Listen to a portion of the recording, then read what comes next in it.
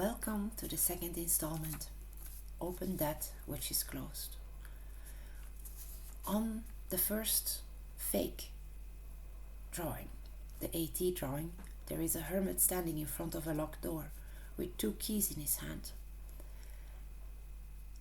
And next to that hermit is a dog looking up at that hermit.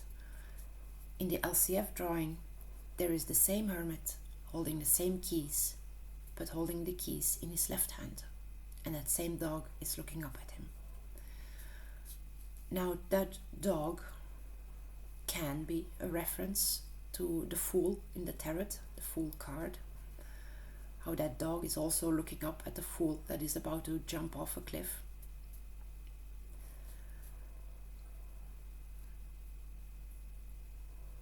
Now that dog can be possibly a reference to God or some higher power looking up at you or looking at you, judging you throughout your journey.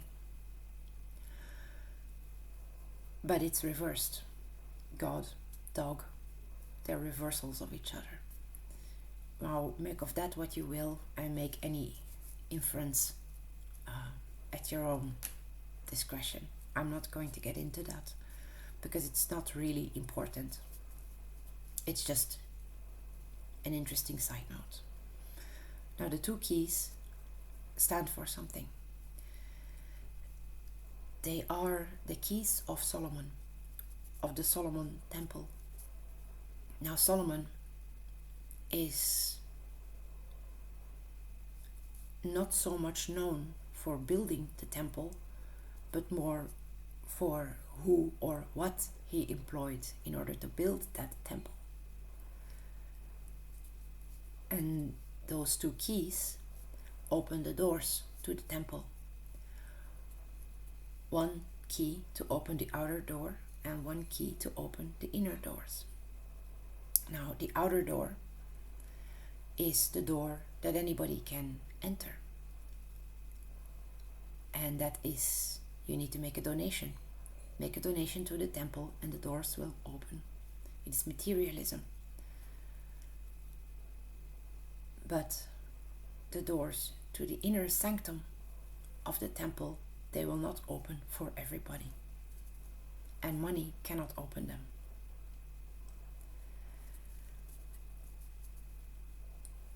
Now,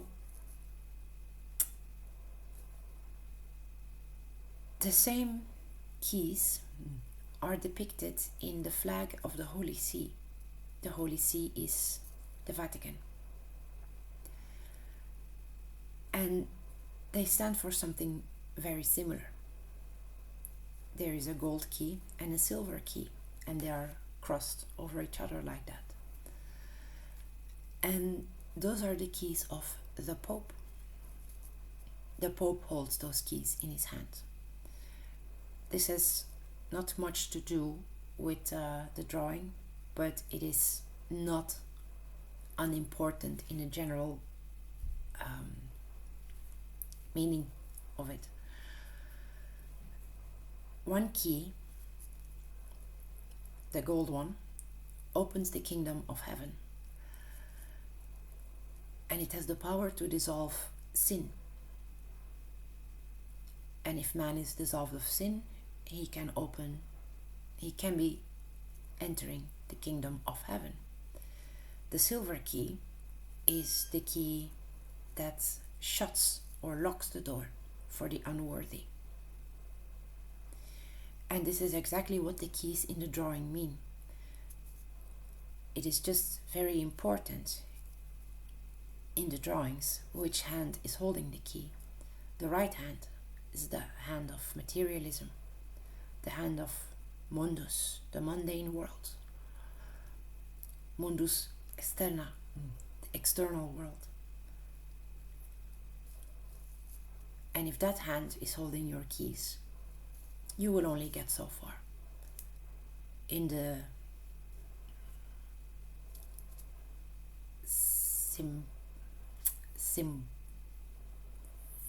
what's the word?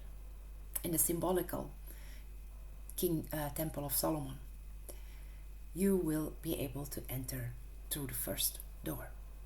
Meaning that while being born in wealth and riches may very well give you an advantage in life, and it will open doors, sometimes important doors, but it will not open the door to the spiritual realms. Money cannot buy you a passage through those doors. Now in the LCF drawing, when the Hermit is holding the keys in his left hand, that is the hand of Mundus Interni, the internal world, the world of the mind. And that is a door that only you can open, being judged by beings or creatures or entities, demons if you will, that will be judging you all the way, and who will sieve the worthy from the unworthy. And that is the dog looking at that hermit on the card.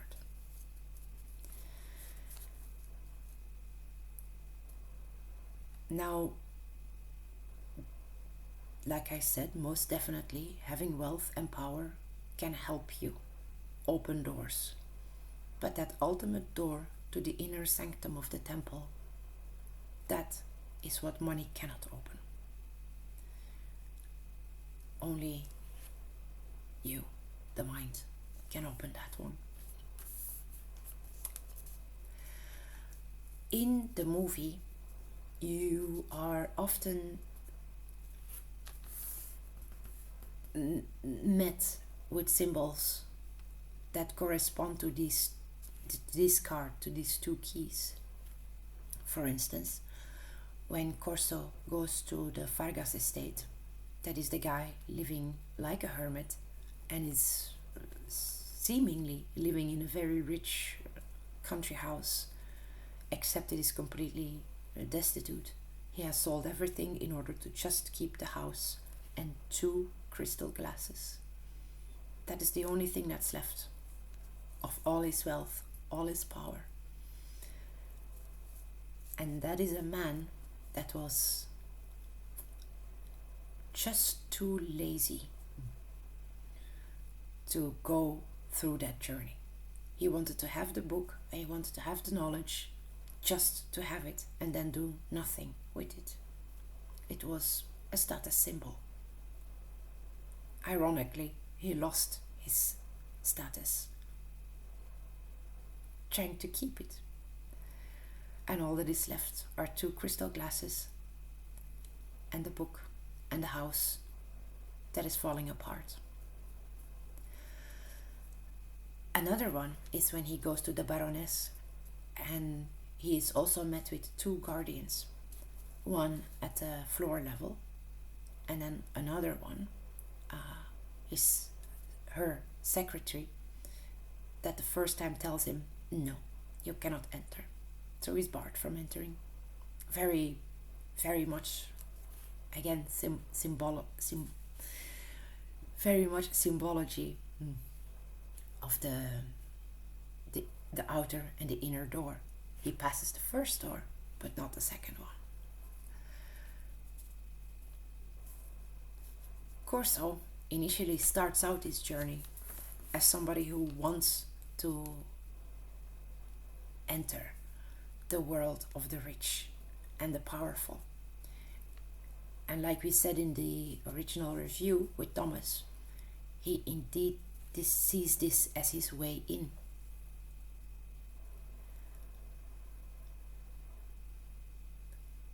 And that changes for him through the story. He goes from wanting the money that is offered to him to wanting what that money is actually buying. And that money is the ultimate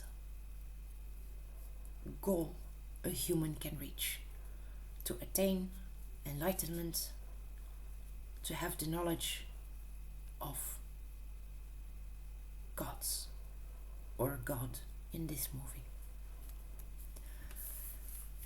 And if there is any takeaway from this.